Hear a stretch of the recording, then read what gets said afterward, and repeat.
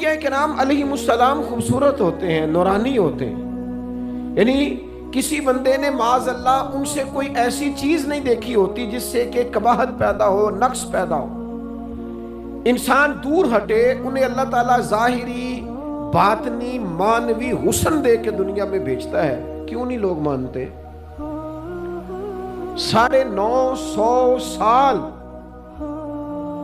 حضرت نوح علیہ السلام نے تبلیغ فرمائی، اور میرے بھائی 1.5 دن میں بندہ تھک جاتا ہے، اکتا جاتا ہے، ہف جاتا ہے، عام آدمی کی بات کر رہا ہوں۔ 950 سال تبلیغ کی، اور تبلیغ کرنے والا بندہ کامل ہے، مکمل ہے، اکمل ہے، دردمند ہے، سونا ہے، نہیں ماننے لوگ، کیوں؟ قرآن کہتا ہے اس کی وجہ یہ ہے کہ چیزیں وہ ہیں جو ان کے نفس کی خواہش کے خلاف ہیں، جو یہ ان کے نفس کی اور باطنی جو خواہشات ہیں ان کے مخالف ہیں، نہیں مانتے۔ حضرت موسیٰ کلیم علیہ السلام بنی اسرائیل کو نجات دینے کے لیے آئے تھے، راحت دینے کے لیے تشریف لائے تھے، لیکن آپ ان کے مطالبات دیکھیں کس قدر تکلیف دی۔ کبھی کہتے تھے نہیں مانتے جب تک اللہ کو اعلانیہ نہ دیکھ لیں، کبھی وہ کوئی مطالبہ لے کے آ جاتے، کبھی وہ پانی کا مطالبہ کرتے اور کہتے 12 چشمے الگ الگ چاہیے، کبھی وہ من و سلوہ کا مطالبہ کرتے، کبھی کہتے من و سلوہ تو آتا ہے پر ایک جیسا کھانا ہے، ہمیں تو الگ الگ چاہیے، وہ اجناس چاہیے جو زمین سے اگنی ہے۔ حضرت موسیٰ خوبصورت تھے، نورانی تھے، پروجی تھے، اور کمال یہ ہے کہ رب کے اتنے پیارے ہیں جن سے رب کلام فرماتا ہے، لیکن قوم ہے کہ تسلیم کرنے کو تیار نہیں، ماننے کو تیار نہیں۔ فقط اتنی بات ہے کہ وہ تعلیمات وہ ہیں جو ان کے نفس کی خواہش کے خلاف ہیں، اور ذرا سا انہیں موقع ملا، حضرت موسیٰ علیہ السلام 40 دنوں کے لیے کوہ طور پہ تشریف لے گئے تو پیچھے سے ایک بچڑے کی پوجا شروع کر دی۔ جناب کلیم واپس آئے تو پھر طرح طرح کی ہیلے بازیاں۔ حضرت یوسف علیہ السلام کا تو حسن مشہور ہے نا ساری دنیا میں، دنیا جانتی ہے نا کتنے سونے تھے، تو کیا اتنا خوبصورت آدمی بھی کنویں میں ڈال دیا جاتا ہے؟ کیا اتنا حسین آدمی بھی بازار میں بیچ دیا جاتا ہے؟ کیا اس قدر شخص جو ظاہری باطنی طور پر نورانی ہو، اس شخص پر بھی الزامات دھر کے جیل میں ڈال دیا جاتا ہے؟ مخلوق تو فنکار ہے اس درجہ کے پل بھر میں سنگے در کعبہ سے بھی اصنام تراشے، اور تم کون ہو کیا چیز ہے داغے کبابی، لوگوں نے تو مریم پہ بھی الزام تراشے، حضرت مریم سلام اللہ علیہا پر بھی، اور جناب عیسیٰ جن کو اللہ نے کھلے معجزات دیے، کوئی ضرورت تھی کسی اور چیز کی؟ جو بچہ پنگوڑے میں کہہ رہا ہے انی عبداللہ، میں اللہ کا بندہ ہوں، کھلے معجزات اور وہ بھی پنگوڑے میں۔ لیکن قرآن کہتا ہے تعلیمات وہ تھی کہ جو ان کی نفس کی خواہش کے خلاف تھی، لہذا نفس کی خواہش، وہ جو ایک جگہ پہ قرآن مجید نے کہا نا کچھ لوگوں نے نفس کی خواہش کو خدا بنا لیا، وہ چونکہ خواہشات نفسانیہ کے خلاف تھیں، نتیجہ اس کا یہ نکلا کہ ان لوگوں نے پیغمبروں، رسولوں، انبیاء، اللہ کے محبوب بندوں کو جھٹلا دیا، یہاں تک کہ قتل کر دیا۔ حضرت زکریا علیہ السلام جیسے لوگوں پر آرے چلا دی، شہادتیں ہو گئی انبیاء کی۔ وجہ کیا تھی؟ نفس کی خواہش کے خلاف تعلیمات تھی انبیاء کی، نہیں تسلیم کیا۔ نبی اکرم نور مجسم شفیع معظم صلی اللہ تعالی علیہ وسلم کے نہ سارے معجزات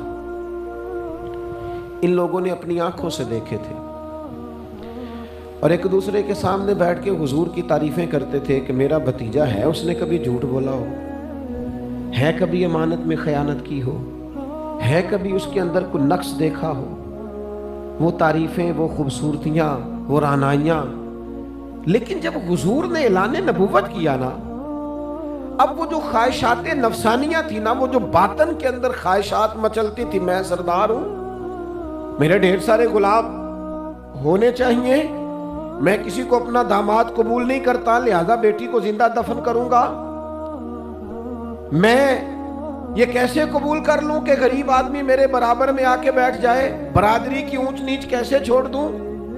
کل تک کہہ رہے تھے آپ صادق ہیں، آپ امین ہیں، آپ حسین ہیں، آپ باوقار ہیں، ہر چیز بیان کر رہے تھے، اور جیسے ہی کہا حضور نے کہ میں اللہ کا رسول بن کے آیا ہوں، جب ماننے کی باری آتی ہے نا، ماننے کی، हुजूर अलैहिस्सलाम पहाड़ी पर तशरीफ फरमा है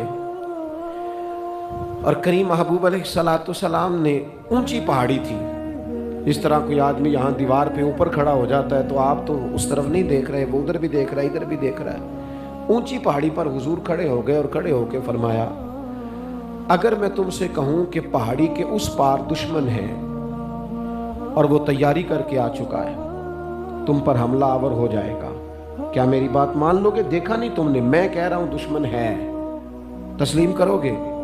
सारे मक्के के लोग जमा थे, कहने लगे क्यों नहीं मानेंगे, आप सादिक भी हैं और अमीन भी हैं, आपकी जुबान से कभी झूठ निकला ही नहीं। ये खास पैगाम हुसैन कॉन्फ्रेंस में अर्ज करना है आपको। भाई मैं अगर कहूं कि उस तरफ दुश्मन आ गया है, तुमने नहीं देखा, मेरी जुबान पर एतबार करते हो? या रसूलल्लाह आप सादिक और अमीन है, आपने कभी झूठ बोला नहीं, खयानत की नहीं, 100% यकीन है, मान लेंगे? ये बात मानने को तैयार हैं, ये बात तस्लीम करने को तैयार हैं कि आप सादिक और अमीन हैं। तो हुजूर ने फरमाया, जिस जुबान से तुम ये मानने को तैयार हो ना कि उस तरफ दुश्मन खड़ा है, हमला कर देगा, उस जुबान से ये भी मान जाओ कि मैं अल्लाह का सच्चा रसूल बन के आया हूं। आप मेरी बात को समझे। थोड़ी देर पहले बेयक वक्त कह रहे हैं बिल्कुल आप जो कहते हैं हक और सच है, और अब जब कहा मैं रसूल हूं मान जाओ, तो माज़ अल्लाह ताला अबू लहब कहने लगा आपके हाथ टूट जाएं, आपने हमें इस काम के लिए बुलाया था। तरह तरह की बोलियां बोलने लगे। जब मुफादात पर चोट लगती है, जब ख्वाहिशात नफ्स को छोड़ना पड़ता है, जब जरा अपनी तबीयत पर कुछ चीजें बोझ बनती हैं। मेरे अस्हाब क़िबला आलम फरमाया करते थे, हमारे दुश्मन जब हम पर तनकीद करते हैं तो कई बातें गलत भी करते हैं, लेकिन कुछ बातें ठीक भी होती हैं। बजाय इसके कि हम उसी वक्त उठ के कबूल करें, तस्लीम करें कि जनाब ये बात जो आपने किया ये बिल्कुल ठीक है, मैं खुले दिल से इसको कबूल करता हूं, इतनी जुर्रत कौन करे, इतनी हिम्मत का मुजाहरा कौन करे? वो चीजें जो हमारे नफ्स की ख्वाहिश के खिलाफ होती हैं हम कबूल करने को तैयार ही नहीं होते। लेकिन जो मिजाज दीन हमें अता करता है, वो दीन हमें ये अता करता है कि जब तुम ये देखो ना कि बात जो हो रही है वो बात ठीक है, अगरचे मेरे मुफादात के भी खिलाफ है, अगरचे मेरे नफ्स की ख्वाहिश के भी खिलाफ है, अगरचे मेरी सरदारी के भी खिलाफ हो सकता है, मेरा माली नुकसान भी हो, लेकिन चूंकि ठीक है लिहाजा मुझे कबूल कर लेनी चाहिए। ये जुर्रत पैदा करें अपने दिल के अंदर, ये ताकत पैदा करें। ये आज का पैगाम है। आप देखिए हजरत फारूक आजम रदी अल्लाह ताला अन्हु ने मसला बयान किया, तो जनाब फारूक आजम रदी अल्लाह ताला अन्हु ने उस मसले में औरतों के महर के मुतलका, जो हक महर होता है खातून का, उसके मुतलका जनाब उमर ने कोई मसला बयान किया। तो आप जुमा पढ़ा के बाहर निकले तो एक खातून खड़ी थी दरवाजे पर, कहने लगी अमीरुल मोमिनीन हद हो गई है, आप औरतों को महर लेने पर पाबंदी लगा रहे हैं, इतना लेना इतना ना लेना, और अल्लाह रसूल ने खुली इजाजत दी है जितना मर्जी ले लें। उस खातून ने दलाइल पेश किए। अब अमीरुल मोमिनीन के सामने, एक तो है कि आम मर्द के सामने औरत बात करे तो लोग कबूल नहीं करते, और 22 लाख मुरब्बा मील का हुक्मरान, और जिसके बारे में मारूफ है कि उनका दुर्रा हर वक्त चलता है। उस खातून ने जनाब उमर से कहा कि जनाब मसला यूं है, आपने यूं बयान किया है। अब इर्द गिर्द लोग खड़े थे, किसी ने ये नहीं कहा गुस्ताख माज़अल्लाह तू क्या कह रही है, अमीरुल मोमिनीन के सामने कलाम करती है। बात हक थी, किसी ने जुर्रत नहीं की। एक शख्स हज़रत उमर से कहने लगे हुजूर आप कुछ बोलते क्यों नहीं, कुछ तबसरा करें। फरमाने लगे बोलना क्या है, एक मर्द ने खता की है और एक औरत ठीक कह रही है, इसकी बात दुरुस्त है, मैं खुले दिल से कबूल करता हूं। नफ्स पर घरचे चोट लगती है, उसे कबूल करें। क्यों हक के मामले में हजरत साहब बंदे बड़े अच्छे हैं, किबला बड़े नफीस आदमी, और जनाब उनकी तबीयत बड़ी अच्छी है, तो फिर आप कबूल कर लें उनकी बात को। कहते आप दुआ करें मेरे लिए, मैं कबूल कर लूं, आप दुआ करें मैं ठीक हो जाऊं। ओ खुदा के बंदे, जिसे तू ठीक समझ रहा है उसकी बात को कबूल कर, उस बात का कायल हो जा, उस पर अमल कर। हमारे मिजाजों में वो जो नफसानी ख्वाहिशात का गलबा है आज भी पूरी तरह वो हमें अपनी लपेट में लिए हुए, हम समझने को तैयार नहीं होते। हक हक होता है, और जब हक واضح ہو جائے پھر نفسانی خواہشات کو نہ دیکھو. نفس ایک بچے کی طرح ہے، اس کی ایک بات مانو گے دوسری خواہش کرے گا، دوسری بات مانو گے تیسری خواہش کرے گا. اللہ کے محبوب علیہ السلام نے دعا فرمائی ہے، مسند امام احمد بن حنبل میں موجود ہے. حضور اللہ کی بارگاہ میں عرض کرتے ہیں تعلیم امت کے لیے، صرف ہمیں سمجھانے کے لیے، ورنہ تو معصوم عن الخطا ہے. محبوب اللہ کی بارگاہ میں عرض کرتے ہیں اے اللہ مجھے اس خواہش سے بچانا جو ایک اور خواہش میں مبتلا کر دے، اس خواہش سے بچانا جو خواہشات کے دروازے کھول. ہم اپنے نفس کو لے کر دین کے مقابلے میں کھڑے ہو گئے. میری برادری کہتی ہے کہ شادی میں ڈھول بجے گا، تماشا ہوگا، اور اللہ رسول کہتے ہیں کہ اس میں شریعت کا بول بالا ہوگا، پتہ چلے گا جیتتا کون ہے. میری اولاد کہتی ہے کہ اس راستے جانا ہے، رب رسول فرماتے ہیں اس راہ پہ جانا ہے. نفس کی خواہش اور ہے، اللہ رسول کا حکم اور ہے. ہم اس کو تسلیم کرنے کو تیار نہیں ہوتے. معافی مانگنی پڑ گئی ہے ایک بندے سے. ہماری جو بنائی ہوئی قبیلے اور برادریوں میں اونچ نیچ ہے، اس کے حساب سے ہم بڑے قبیلے سے ہیں، وہ چھوٹی قبیلے سے ہیں. ہم نے جو بنائی ہے، ورنہ تو قبیلے فقط تعارف کے لیے ہوتے. معذرت کرنی پڑ گئی ہے، لیکن کمال ہے ہمارے مزاج میں وہ پیدا ہو. اللہ رسول کو راضی کرنے کے لیے تھوڑی دیر اپنے نفس کو کچلیں. ممکن ہے ایسا ہو؟ کرتے ہی نہیں ایسا. مزاج نہیں بنایا. ہمارے نفس کی خواہش کے مطابق اگر چلیں پھر سارا. آپ یقین کریں لوگ استادوں کے پاس جا کے عزتیں اور پروٹوکول ڈھونڈتے ہیں، پیروں کے پاس جا کے عزتیں اور پروٹوکول ڈھونڈتے ہیں. ایسی جگہوں پہ جہاں پروٹوکول دینے کی باری تھی وہاں بھی لینے کے چکر میں پڑ جاتے. دینی کاموں میں اگر 4 لوگ ایک جگہ پہ اکٹھے کیے جاتے ہیں نا، یہاں دینی کام کر لو، تو وہاں جھگڑا شروع ہو جاتا ہے. دینی کام تو کرنا ہے پر آگے کون لگے گا؟ دینی کام تو کرنا ہے پر اس میں سربراہی کس کو ملے گی؟ دینی کام تو کرنا ہے، اس میں نام کس کا ہوگا؟ اس میں بڑا قد کس کا شمار کیا جائے؟ اس طرح قومیں آگے بڑھتی ہیں. اہل حق کس طرح ہوتے ہیں؟ سب سے آگے اپنے نفس کو رکھا جائے اور پھر انسان کا انقلاب آ جائے. یہ کیسے ممکن ہے؟ حضرت ابو ذر غفاری، میں قربان اس شخص پر. سیدنا ابو ذر غفاری اس امت کے درویش فقیر، ایسا شخص جس کے بارے میں محبوب نے فرمایا زمین کے اوپر اور آسمان کے نیچے میرے ابو ذر سے سچا بندہ کوئی نہیں. اتنا بڑا آدمی زندگی فقر و فاقے میں گزار دی، اپنے مزاج پر طاری کر لی چیزیں کہ بس وہ سادگی جو ہمیں ہمارے رسول نے سکھائی ہے اسی میں رہنا ہے. حضرت ابو ذر غفاری گفتگو ہو رہی تھی، بات چیت ہو رہی تھی. جناب بلال حبشی رضی اللہ تعالیٰ عنہ کے ساتھ محو کلام تھے. حضرت بلال نے اپنے آپ کو سمجھا لیا تھا کہ میں دروازہ رسول کا گدا ہوں. کچھ لوگ نا غلام بے دام ہوتے ہیں. بے دام ہمارے ہاں نا کچھ لوگوں کا پروٹوکول ہوتا ہے، اور کچھ لوگ ایسے ہوتے ہیں جو صبح سے لے کے شام تک جھاڑو دے رہے ہوتے ہیں، خدمتیں کر رہے ہوتے ہیں. میں آپ کو صحیح معنوں میں بتاؤں تو اصل حقدار وہ ہوتے ہیں لوگ، اصل ڈیوٹیاں ان لوگوں کی ہوتی ہیں.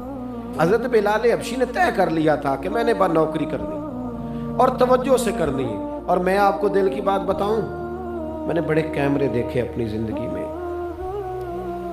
میں نے بڑا کچھ دیکھا تھوڑے وقت میں. میں آپ سے عرض کروں، وہ بڑی مزیدار زندگی ہوتی ہے جس میں انسان تھوڑا پیچھے بیٹھا ہوا ہوتا ہے، جس میں نا بہت سارے کام ہیں. میں تھوڑے دن پہلے ایک جگہ جماعت کرانے کے لیے کھڑا ہوا. ایک صاحب نے جماعت کی ویڈیو بنانی شروع کر دی. بعد میں مجھے دوست بتانے لگے وہ خدا کے بندے، عبادت تقریر میں کبھی رونا آ جاتا تھا، دعا میں رونا آ جاتا تھا. میں نے ضبط کرنا شروع کر دیا، چھوڑ دیا. لوگ آنسو بیچنے لگ جاتے. پیر صاحب رو پڑے. پیر صاحب کس بات پہ روئے؟ او خدا کے بندو، پیر کو معافی لے لینے دو اللہ رسول سے. اپنے لیے، اپنے سنگیوں کے لیے اللہ کے حضور اسے آنسو بہانے دو. کوئی چیز تو کیمرے سے باہر رہے. کچھ چیز تو، کیا خوبصورت لفظ ہے مولا علی شیر خدا کے، فرماتے ہیں اسے مبارک ہو جسے تھوڑے لوگ جانتے ہیں، اسے مبارک ہو سے ثبوت نہ پچھو میتھوں، پلائے نظر کرم کا دھوئی. اے میں جانا یا دل بر جانے، غیر نہ جانے کوئی. میں مسکین پرانا خادم، کسے در ملی نہ ٹوئی. یہ تے واصف یار نے نظر جو کی تھی تے واصف ہی ہوئی. یہ تو اس کا فیصلہ ہے، ہمارے لیے مقام شکر ہے، ہر مقام پر شکر گزار ہیں، عاجزی کرتے ہیں، لیکن جو معاشرے کا ماحول بن گیا، یعنی ایک بندے سے بھی آپ بغیر کیمرے کے ملاقات ہی نہیں کر سکتے۔ وہ زیارت کرنے آتا ہے اور وہ ساتھ کہتا ہے 30 سیکنڈ کا میں نے کلپ بھی بنانا ہے، وہ تو زیارت ہو گئی، بات ختم ہو گئی بات۔ یہ کون سی زیارت ہے جو تو نے قید بھی کرنی ہے ساتھ؟ خدا کا خوف کرے، کیا کس طرف ہم جا رہے ہیں؟ بہرحال عام دام برسر مطلب حضرت بلال حبشی نے طے کر لیا تھا اپنی زندگی میں سادگی، پیچھے پیچھے رہنا ہے، وہ شہرت سے بچنے والا پیچھے پیچھے رہتا ہے، اور میرا جی چاہتا ہے ساری غزلیں اس ظالم کے نام کریں۔ کچھ لوگ طے کر لیتے ہیں میں نے پیچھے پیچھے رہنا ہے، ان کے اعلان کیے جاتے ہیں، بلایا جاتا ہے، پھر بھی پیچھے نکل جاتے ہیں۔ جو عرض کرنا چاہتا ہوں، حضرت سیدنا بلال حبشی نے طے کر لیا تھا۔ ایک دن کسی بات میں نا ہو جاتا ہے رائے کا اختلاف، رائے کے اختلاف کو کبھی مخالفت نہ بنائے، اپنوں سے اختلاف ہو تو اختلاف رائے رکھے، رائے دیں، حکم کبھی نہ دیں۔ ہمارے یہاں لوگ حکم دیتے ہیں، رائے نہیں دیتے، بعد میں ادھر ادھر بیٹھ کے شکوے کرتے ہیں، دسو جی میری منی نہیں، وہ بھی تیرے سے مشورہ لیا تھا، قبول بھی ہو سکتا ہے، رد بھی ہو سکتا ہے، ختم ہو گئی بات۔ کسی بات میں جناب ابو ذر غفاری کا اور حضرت بلال حبشی کا رائے کا اختلاف ہو گیا۔ اب حضرت بلال حبشی غلام ہے، جناب ابو ذر بڑے قبیلے سے، تو جناب ابو ذر غفاری نے بات کرتے کرتے حضرت بلال کو کہہ دیا، او حبشن کے بیٹے، تھے بھی وہ حبشن کے بیٹے، لیکن حضرت بلال کے دل کو تکلیف ہوئی۔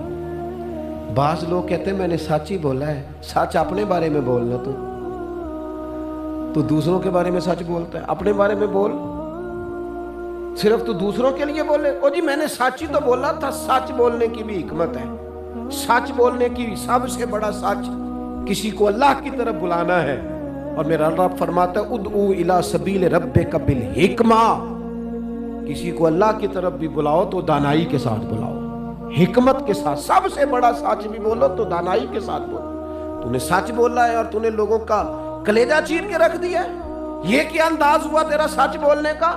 یہ کیا طریقہ ہوا؟ حضرت سیدنا بلال حبشی رضی اللہ تعالیٰ عنہ کو جناب ابو ذر غفاری نے کہا حبشن کے بیٹے بات سچی تھی۔ حضرت بلال کو تکلیف ہوئی، کونے میں بیٹھ کے روئے، اور غلام روئے اور آقا کو خبر نہ ہو، تڑپے جو ہم یہاں تو مدینے خبر گئی۔ حضور علیہ السلام پتہ چلا، محبوب نے منبر سجایا۔ حضور کی عادت تھی نامینیٹ کر کے اصلاح نہیں کرتے تھے، بائی نیم نہیں، نامزد کر کے نہیں، اوورال بات کر دیتے، سمجھنے والے سمجھ جاتے۔ حضور فرمانے لگے لوگوں کو کیا ہو گیا ہے، میں نے تو جاہلیت کی ساری باتیں پاؤں تلے رون دی تھی، ابھی بھی کہتے ہیں بلال کو حبشن کا بیٹا۔ حضرت ابو ذر غفاری کہتے ہیں باقی تو کوئی نہ سمجھے تو میں سمجھ گیا۔ بڑا مشکل ہوتا ہے مجمع میں اٹھ کے معافی مانگنا۔ ہمارے ہاں بعض لوگ معافی بھی اس طرح مانگتے ہیں کہ یوں لگتا ہے گن بھی ساتھ پکڑی ہوئی ہے، معافی دو ورنہ گولی مار دوں گا۔ معافی مانگنے کا بھی طریقہ سلیقہ نہیں آتا، اور دنیا میں کچھ ایسے نفس پرست ہیں ان کو استادوں سے معافی مانگنے پڑی تو نہیں مانگ سکتے، مشائخ سے معافی مانگنے آتی ہے تو نفس کے بندے بن کے نفس کی غلامی کرتے ہیں، لیکن اپنی عزت کی جگہوں کو بھی درست نہیں کرتے۔ کتنا بڑا مجرم ہے جو باپ سے بھی معافی نہ مانگ سکے، جو ماں سے بھی نہ کہہ سکے میں غلطی کر گیا تھا۔ اتنی بڑی نفس پرستی، تو نے آقا بنا لیا اپنے نفس کو اپنا۔ مجمع میں معافی مانگنا، اعتراف کرنا، حق کو قبول کرنا، اپنے نفس کو ذبح کرنا۔ حضرت ابو ذر غفاری مجمع کے بیچ اٹھ کے کھڑے ہوئے، چمکتا دمکتا چہرہ، قبولیت حق کا جذبہ، اپنے نفس کو چیر دینا اور اس پر پاؤں رکھ کے رب رسول کا قرب حاصل کرنے کا ذائقہ۔ جناب ابو ذر غفاری حضرت بلال کے قریب گئے اور پھر ان کے سامنے لیٹ گئے، رو کے کہنے لگے حبشن کے بیٹے اٹھا اپنا پیر اور رکھ میرے سینے پہ، میں اس قوم کو بتانا چاہتا ہوں کہ تھا تو حبشن کا بیٹا، پر جب سے مدینے والے کا کلمہ پڑا ہے کائنات میں عزت والا ہو گیا ہے۔ یہ دیکھو کس نے ذروں کو اٹھایا اور صحرا کر دیا، کس نے قطروں کو ملایا اور دریا کر دیا، کس کی حکمت نے یتیموں کو کیا در یتیم اور غلاموں کو دنیا بھر کا مولا کر دیا۔ ہمارا نفس کی خواہش بچی، رشتے نہیں بچے، ہمارے نفس کی خواہش بچی، ताल्लुकात नहीं बचे, नफ्स की ख्वाहिशें बची, हमारे अपने नहीं बचे। नफ्स की ख्वाहिशें बची, माल जमा हुआ, दयानतदारी नहीं बची, वादों की पाबंदी नहीं बची, तिजोरियां भर गई, रूहें उजड़ गई, बददियानती से रिस्के हराम से कमाया हुआ माल, कारें कोठियां बंगले बन गए, वातन उजड़ गया, इसलिए कि नफ्स की ख्वाहिश पूरी की। नफ्स के सामने अगर अंबिया की भी तालीमात आई, लोगों ने तकब्बुर किया, कत्ल तक कर दिया नबियों को, लेकिन अपने नफ्स की ख्वाहिश के खिलाफ जाने को तैयार न हुए। खुदारा वापिस आ जाओ, खुदारा। वक्त आया, ये वक्त बदलता रहा, ये दौर तब्दील होता रहा। लोगों ने अपनी बादशाहियां कायम करने के लिए बड़े बड़े कत्ल किए, हलाकू खान ने इंसानी खोपड़ियों के मीनार बनाए, लोगों ने बड़े बड़े जुल्म किए, जबर किए, खौफ और हिरास फैलाया, अपने इख्तिदार पक्के करने के लिए बड़े बड़े जबर किए। फिर क्या हुआ?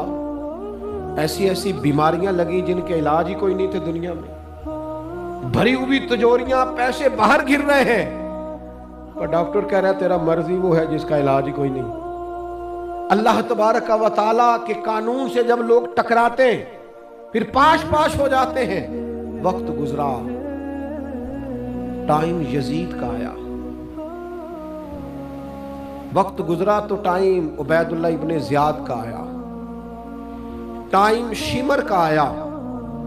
1450 साल गुजरने के बाद इस हजारों के मजमे में से एक एक बच्चे को हदीस याद है कि हसन और हुसैन जन्नती जवानों के सरदार हैं। बताओ, यजीद को नहीं आती थी, शिमर को नहीं पता था, कलमा तो पढ़ते थे ना ये। उबैदुल्ला इब्ने ज़ियाद को नहीं पता था।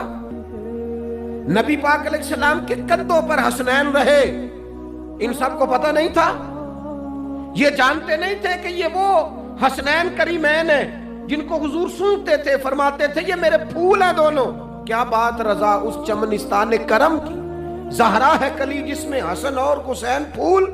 आज 1450 साल गुजरने के बाद उम्मत को हदीस आती है कि नबी पाक अलैहिस्सलाम ने फरमाया जिसने हसन और हुसैन से प्यार किया उसने मुझसे प्यार किया, जिसने इनसे बुग़्ज़ रखा उसने मुझसे बुग़्ज़ रखा। कलमा पढ़ते थे, मुसलमान कहलाते थे। 10 मुहर्रम को जुम्मे का दिन था। इमाम हुसैन इमामा बांध के घोड़े पर बैठकर खुतबा देने लगे तो एक शख्स अंदर से बोल के कहने लगा, हुसैन तकरीर लंबी ना कर, हमारा जुमा लेट हो रहा है। बल्ले ओ नमाजियो, सामने वो शख्सियत खड़ी है जिस पर अभी दुरूद पढ़ेंगे नमाज में, अल्लाहुम्मा सल्ले अला मुहम्मदिन व अला,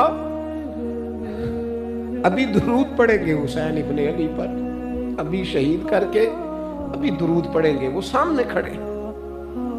और इमाम हुसैन का एक जुमला तारीख ने यूं लिखा है कि शायद रेत के जर्रे भी तड़प गए। इमाम अली मकाम फरमाने लगे, मुझे गौर से देखो, तुम्हें पता है मैं कौन हूं? तुम जानते हो मैं कौन हूं? नबी पाक ने फरमाया था ये हसन और हुसैन मेरे बेटे हैं, क्योंकि मेरी बेटी के बेटे हैं। तुम्हें पता है मैं कौन हूं? सामने इमाम हुसैन खड़े। फरमाया मुझे जानते हो? और इमाम अली मकाम फरमाने लगे, मैं तुम्हारे नबी का नवासा हूं और आज के बाद तुम्हें किसी नबी का कोई नवासा नहीं मिलेगा, क्योंकि नबी पाक आखिरी नबी है। और जब हुजूर के बाद कोई नबी नहीं आएगा तो किसी नबी की औलाद कैसे होगी? तुम्हें आज के बाद किसी नबी के नवासे की ज़ियारत नहीं मिलेगी। मैं कैसे आपसे ये बात आपको अर्ज करूं कि सामने हुसैन इब्ने अली भी हों तो लोग नफ्स की ख्वाहिशें पूरी करते हैं, लोग अपनी कुर्सियां पक्की करते हैं, लोग गवर्नरियां पक्की करते रहे, लोग गुड बुक में जाने के लिए एक दूसरे को शाबाशियां देते रहे, जश्न होता रहा। सबसे पहले एक शख्स ने इमाम हुसैन का काफिला रोका था, उसका नाम होर बिन यजीद था। सबसे पहले उसने रोका था। वो एक लश्कर का सिपा सालार था। जब इमाम हुसैन रज़ी अल्लाह तआला अन्हु ने खुतबा पढ़ा ना तो होर यजीदी फौज में था, वापस गया और उबैदुल्लाह इब्ने ज़ियाद से जाके कहने लगा, या जो भी वहाँ लोग मौजूद थे यजीदी फौज के, उनसे कहने लगा तुमने तो कहा था कि सिर्फ रास्ता रोकना है, تم نے تو کہا تھا کہ صرف ان سے کچھ منوانا ہے. تم نے تو جب مجھے بھیجا تھا تو کہا تھا کہ بس تھوڑے معاملات ہیں. اوہ سچ بتاؤ, نبی کے نواسے کو شہید کرو گے؟ تم نے تلواریں نکال لی ہیں, نیزے نکال لیے ہیں, تیر نکل آئے ہیں, تیاری مکمل ہے. مجھے سچ بچاؤ, کیا حسین ابن علی کی گردن پر خنجر چلانے لگے ہو؟ سیدہ فاطمہ کا جگر پارا شہید ہوگا؟ کیا یہ خبر سچ ہے؟ یوں ہوگا؟ تو کہنے لگے ہاں یہی حکم ہے ہمیں, یہی تیاری ہے, یہی پروگرام ہے, یہی پلان ہے, یہی ہوگا. کہنے لگا میں اور آپ تو مدینے والے رسول کا کلمہ پڑھتے ہیں, تو کیا محبوب کے نواسے کو ذبح کرو گے؟ جناب علی اکبر کو, جن کا چہرہ رسول پاک سے ملتا ہے, حضرت قاسم بن حسن کو, جناب علی کے بیٹوں عباس بن علی کو, حضرت علی کے بیٹے ابو بکر بن علی کو, حضرت علی کے بیٹے عمر بن علی کو, حضرت علی کے بیٹے یہ بھی 3 کربلا میں موجود, حضرت عثمان ابن علی کو, ان کو شہید کرو گے؟ نے کہا ہاں تیاری ہو گئی ہے. تو سب کے ضمیر مردہ نہیں ہوتے. ہاں ہاں بڑی بڑی سخت جگہوں پہ پھول اگتے ہیں. اور نے جب ان سے کہا کہ تمہارا پکا ارادہ ہے, کہا پکا ارادہ ہے, تو اس نے کہا یہ زیرہ پکڑو, یہ عہدہ پکڑو, مجھے تمہارا دیا ہوا عہدہ نہیں چاہیے, حسین کے نانا کی دی ہوئی جنت درکار ہے, یہ رکھو اپنے پاس, مجھے تمہارا. ایڑی لگائی اس نے اور دوڑا اور امام حسین کے قدموں میں گیا. کہنے لگا حضور میں مجرم ہوں, میں خطا کار ہوں, میں نے سب سے پہلے آپ کو روکا تھا, پر مجھے قسم ہے اللہ کی میں جانتا نہیں تھا ان کا ارادہ کیا ہے. حضور بھول گیا, غلطی کر بیٹھا, یہ اندھے ہوں گے, ان کی آنکھوں میں پٹی بندی ہوگی, اور مجھے تو پتہ ہے نا کہ دنیا کو پھر محمد کا نواسہ نہ ملے گا, مجھے خبر ہے. اگر معافی مانگوں تو معاف کر دو گے؟ پہلا مجرم ہوں, میں نے روکا ہے, اگر آ جاؤں تو قبول کر لو گے؟ یہ ظرف, یہ حوصلے, یہ توانائیاں اگر ہیں تو سیدہ فاطمہ کے دودھ میں ہیں, یہ شیر خدا کی تربیت میں ہیں, یہ محبوب نے جو ان کی زبانوں کو چوسا تو اس کرم میں ہے. حضرت امام حسین نے اٹھ کے سینہ یوں چوڑا کیا, ہاتھ پھیلائے, فرمایا آجا, لگ جانا میرے سینے کے ساتھ, تو آ جانا, تو نے دیر کی, ہم تو پہلے سے منتظر تھے, تو آ جا, تیری ساری معاف ہے. ہور کے مقدر جاگے, امام علی مقام کے لشکر میں شامل ہوا. بعض نے لکھا ہے جو لوگ ابتدا میں شہید ہوئے امام حسین کی طرف سے, ان میں اور شامل. خدا را کچھ خواہشات, کچھ نفسانی باتیں چھوڑ دو. سارا دن اپنے آپ کو ہی منواتے رہنا. اپنی ضد کے سامنے لوگ بڑے بڑے ادارے تباہ کر دیتے, بڑی بڑی جماعتیں تباہ ہو گئیں, بڑے بڑے آستانے خیر کے ٹوٹ گئے, لیکن ہماری انا, ہماری ضد, ہمارا تکبر, ہماری اپنے لیے خواہشات یہ ختم نہ ہو سکیں. امام حسین رضی اللہ تعالیٰ عنہ کو جن لوگوں نے شہید کیا, انہیں حضور کا خون نظر نہیں آیا, نفس کی خواہشیں نظر آئیں, جائیدادیں نظر آئیں. لیکن پتہ ہے کمال کیا ہے, ہمیشہ جو لوگ حق قبول کرتے ہیں نا, اللہ تعالیٰ انہیں یہ عزت عطا کرتا ہے. اتنی طلاقیں ہوتی ہیں نا معاشرے میں, ہم سے اگر دن میں 100 لوگ مسئلہ پوچھتے ہیں تو 95 طلاق والے ہوتے ہیں, سوائے اس کے کہ نہ میاں ہارنے کو تیار تھا, نہ بیوی ہارنے کو تیار تھی, بالآخر رشتہ ہی ہارا. دونوں کے ہوتے ہوئے بچے یتیموں جیسی زندگی گزارنے لگے. تھوڑی دیر کے لیے لوگ چپ نہیں کیے, سارا کچھ ختم کر لیا. اپنی مزاج کے اندر, اپنی طبیعت کے اندر تحمل پیدا کرو, بردباری. میں ایک دفعہ بہت پریشان تھا, حالات کچھ عجیب رخ اختیار کر گئے, بہت پریشان تھا. تو میں ایک بزرگ کی خدمت میں حاضر ہوا, میں نے کہا دعا فرمائیے گا. تو مجھے کہنے لگے سیدہ زینب کی سیرت پڑھو. تو میں نے پہلے دن آ کے کتاب کھولی نا، تو دربار دمشق میں جو جناب زینب نے کلام فرمایا نا، انسان ٹوٹ جاتا ہے، لیکن انسان حق پہ ہو کہ اگر گلا بھی کٹا لینا تو اس کا مزاج طاقتور رہتا ہے، روح طاقتور رہتی، اسے محسوس ہوتا ہے کہ میں کمزور نہیں پڑا۔ یزید نے جب کوئی بات کی نا دمشق کے دربار میں، تو حضرت زینب پیچھے بیٹھی تھی پردے کے لوگوں کے درمیان، اس نے جب کوئی بات کی تو جناب زینب وہاں سے اٹھ کے، ہماری خواتین ہر بات پہ روتی ہیں، دو کہیں کہ ختم ہی نہیں ہوتے، جناب زینب پیچھے سے اٹھیں پردے کے پیچھے سے، اور جب اپنی گرجدار آواز میں انہوں نے گفتگو شروع کی تو وہاں ایک نابینا بزرگ بیٹھے تھے جو مولا علی شیر خدا کی بارگاہ میں حاضری دیا کرتے تھے۔ سیدہ زینب نے خطبہ شروع کیا نا تو وہ بزرگ چونک گئے، اور وہ نابینا تھے تو ساتھ والے آدمی کا گھٹنا ہلا کے کہنے لگے، علی آ گئے دربار میں، علی کی آواز ہے، علی بول رہے دربار دمشق میں، وہ زینب کا خطاب منبر پہ علی بول رہے ہوں جیسے، علی آ گئے، وہ گرج آواز میں، وہ تنتنا، وہ دبدبا، وہ وزاداری، وہ ان کی بات میں صداقت، کانپ گئی ہر چیز دربار کی۔ اور امام زین العابدین بیمار بھی تھے، مسافر بھی تھے، پریشان بھی تھے، لیکن جب یزید سے انہوں نے کہا نا مجھے خطبہ دینے دے، تو چند منٹ گفتگو کی امام زین العابدین نے، تو کہنے لگا اذان پڑھو جماعت کرائیں، اس لیے کہ ان کی باتوں میں وہ حق ہوتا ہے۔ میں دیکھتا ہوں ہماری سب کی اپنی اپنی خواہشیں ہیں، اپنے اپنے رویے ہیں، اپنا اپنا مزاج ہے۔ اگر لوگوں کو کسی جگہ بھی ملک کی ملی اور دینی پروگرام کے لیے جمع ہونے کو کہا جائے، ہم تیار نہیں۔ کیا کیا جاتا ہے ہمارے ساتھ؟ ہمارے ضمیر اس لیے خریدے جاتے ہیں کہ ہم خواہشات کے بندے ہیں۔